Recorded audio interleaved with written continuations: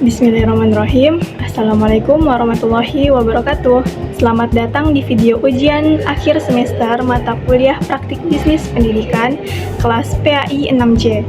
Perkenalkan, nama saya Hafizah Sahla dengan NIM 123010067 dari Program Studi Pendidikan Agama Islam kelas 6C Fakultas Tarbiyah dan Ilmu Keguruan. Video ini saya buat untuk memenuhi tugas ujian akhir semester mata kuliah praktik bisnis pendidikan yang diampu oleh Ibu Dr. Misdah SAG MPD. Adapun 3 hal yang akan saya bahas dalam video ini adalah yang pertama, yaitu mengenai urgensi kemitraan dalam bisnis pendidikan beserta contoh kemitraan yang efektif. Lalu, yang kedua itu adalah seberapa besar pengaruh kepemimpinan strategis terhadap keberhasilan praktik bisnis pendidikan di sekolah. Dan yang ketiga itu adalah seberapa besar minat saya untuk terjun ke dalam bisnis pendidikan beserta alasan-alasannya. Nah, baiklah, langsung saja kita mulai dari pembahasan yang pertama. Dan sebelum masuk ke pembahasan, saya ingin mengucapkan puji syukur kepada Allah Subhanahu wa Ta'ala atas segala kemudahan yang telah diberikan sehingga video ini dapat saya selesaikan. Dan terima kasih juga kepada Ibu Misdah atas bimbingan dan ilmu yang telah diberikan selama 1 semester ini. Semoga video ini bermanfaat. Dan langsung saja kita masuk ke pembahasan yang pertama. Nah, pembahasan yang pertama itu adalah tentang urgensi kemitraan dalam bisnis pendidikan. Di era persaingan yang semakin ketat ini, tidak ada lembaga pendidikan yang bisa bertahan dan berkembang sendiri. Kemitraan atau partnership bukan lagi pilihan, melainkan sebuah kebutuhan strategis. Ada beberapa alasan kuat mengapa kemitraan itu sangat urgen. Yang pertama, itu adalah kemitraan memperluas akses sumber daya. Lembaga pendidikan, terutama yang baru berkembang, tentu memiliki keterbatasan, baik dari sisi dana, fasilitas, maupun tenaga ahli. Dengan bermitra, kekurangan di satu pihak bisa ditutup oleh kelebihan pihak lain. Ini yang disebut dengan sinergi. Lalu yang kedua itu adalah kemitraan meningkatkan kredibilitas dan kepercayaan masyarakat. Ketika sebuah lembaga pendidikan bermitra dengan institusi yang sudah mapan, reputasinya ikut terangkat. Orang tua dan peserta didik juga akan lebih percaya. Lalu yang ketiga, kemitraan membuka peluang inovasi. Kolaborasi dengan berbagai pihak menghadirkan perspektif baru, ide-ide segar, dan juga teknologi yang mungkin tidak dimiliki lembaga secara mandiri. Lalu, contoh seperti apa kemitraan yang efektif? Nah, contoh yang pertama itu adalah kemitraan antara sekolah dengan dunia usaha dan dunia industri, atau yang kita kenal sebagai DUDI, yaitu dunia usaha dan dunia industri. Misalnya, SMK yang bermitra dengan perusahaan berteknologi untuk program magang siswanya, maka siswa tersebut mendapat pengalaman yang nyata, sedangkan perusahaan mendapat calon tenaga kerja yang terlatih. Keduanya sama-sama untung. Lalu yang kedua, contoh yang kedua itu adalah kemitraan lembaga pendidikan Islam seperti TPI ataupun pesantren dengan lembaga zakat seperti Basnas ataupun Kelas. Lembaga pendidikan mendapat dukungan dana operasional, sementara lembaga zakat tersalurkan program pendidikannya secara tepat sasaran. Dan contoh yang ketiga itu adalah yang sangat relevan dengan kondisi sekarang adalah kemitraan dengan platform berteknologi pendidikan ataupun edtech seperti Ruang Guru ataupun Zenius. Sekolah ataupun lembaga kursus yang bermitra dengan platform digital ini dapat memperluas jangkauan pembelajaran tanpa harus membangun infrastruktur digital dari nol. Jadi, kemitraan yang efektif adalah yang bisa dibangun atas dasar kesetaraan, tujuan yang sama, dan saling menguntungkan, bukan hanya formalitas di atas kertas. Pembahasan yang kedua adalah tentang pengaruh kepemimpinan strategis dalam keberhasilan praktik bisnis pendidikan di sekolah. saya ingin tegaskan di awal bahwa pengaruhnya ini sangat besar. Bahkan bisa dikatakan kepemimpinan strategis adalah faktor penentu utama. Nah, mengapa demikian? Karena kepemimpinan strategis bukan hanya sekedar kemampuan memimpin orang, tetapi juga kemampuan membaca situasi, merencanakan visi jangka panjang, dan juga menggerakkan seluruh sumber daya dalam lembaga secara efektif menuju tujuan yang telah ditetapkan. Dalam konteks bisnis pendidikan di sekolah, ada beberapa dimensi yang pengaruhnya ini sangat nyata, yang mana dimensi pertama itu adalah pengambilan keputusan berbasis data.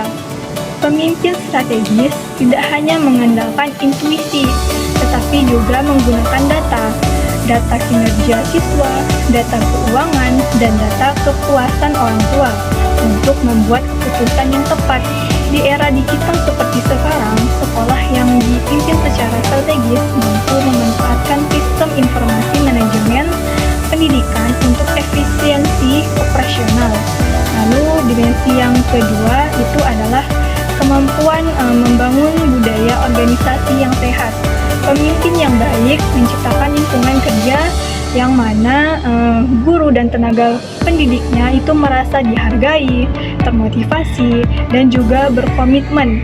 Dan kita tahu bahwa kualitas guru itu berbanding lurus dengan kualitas pembelajaran yang berujung pada kepuasan pelanggan. Dalam hal ini yaitu orang tua dan peserta didik. Lalu yang ketiga itu adalah manajemen risiko dan adaptabilitas. Nah, dunia pendidikan terus berubah. Kurikulum berubah, teknologi berkembang, dan kebutuhan pasar kerja pun bergeser.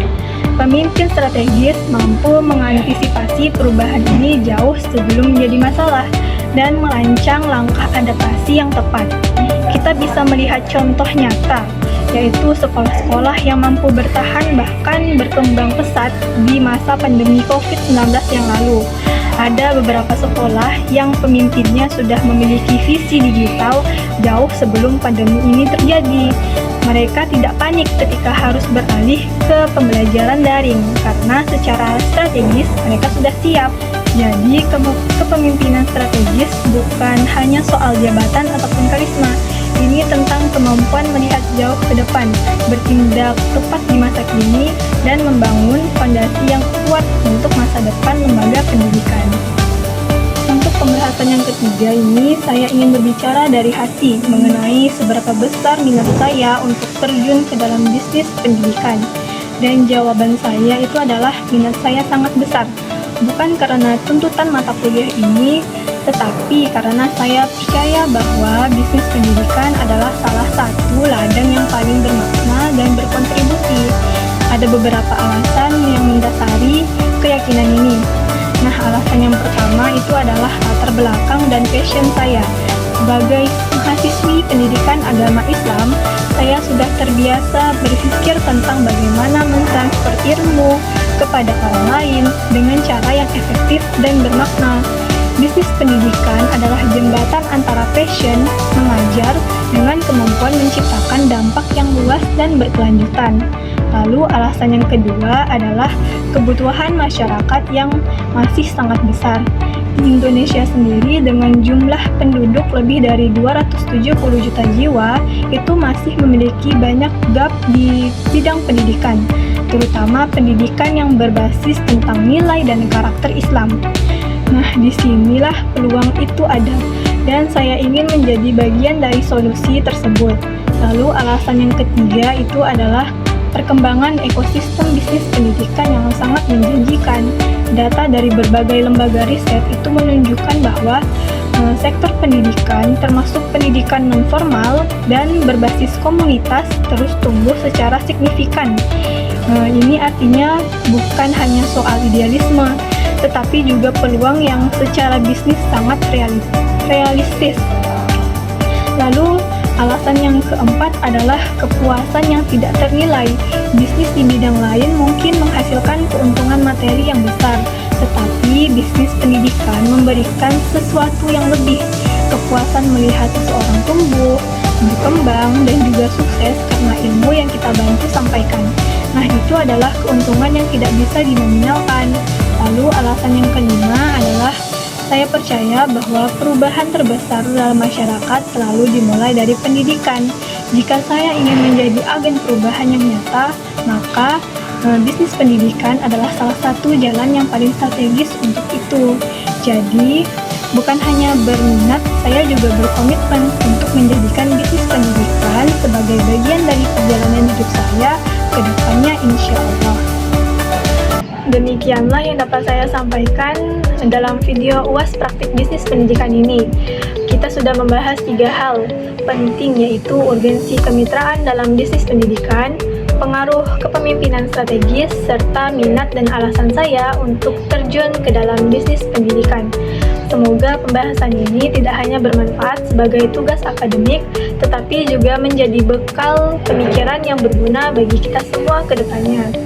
Mohon maaf apabila ada kekurangan dalam penyampaian saya.